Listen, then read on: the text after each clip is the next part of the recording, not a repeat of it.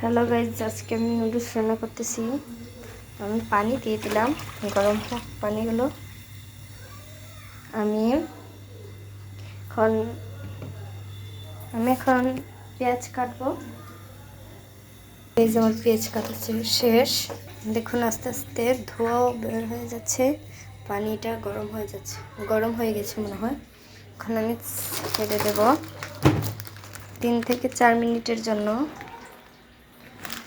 Noodles Coca-Cola.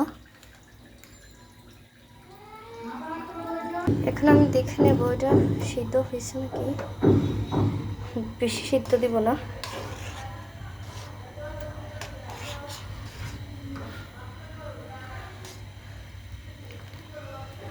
হোক। এখন আমি কয়েকটা ধনেপাতা নিয়ে এসেছি, এগুলো কেটে ছেড়ে দেব। দেখেন আমি একটু সময় কুচি করে নিলাম। এখন আবার দেখবো গিয়ে আমাদের নুডলস হয়েছে নাকি। দেখি কয়টা বাজে। হ্যাঁ, আমাদের নুডলস। আর 1 মিনিট চাল দিয়ে দেবো, হয়ে গেছে।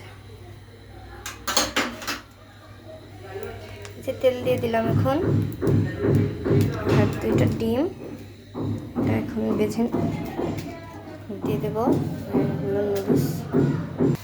দেখুন ছেড়ে দিলাম।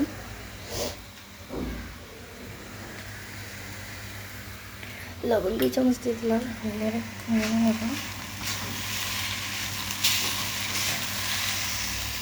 এখন আমি ম্যাগি মশলা দিয়ে দেবো। দেখেন গাইজ, মশলা দেওয়ার পরে রান্না হয়ে গেল।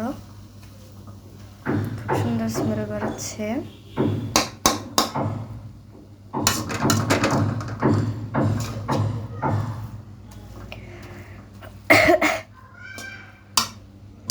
এটা আমি পরিবেশন করে নেব।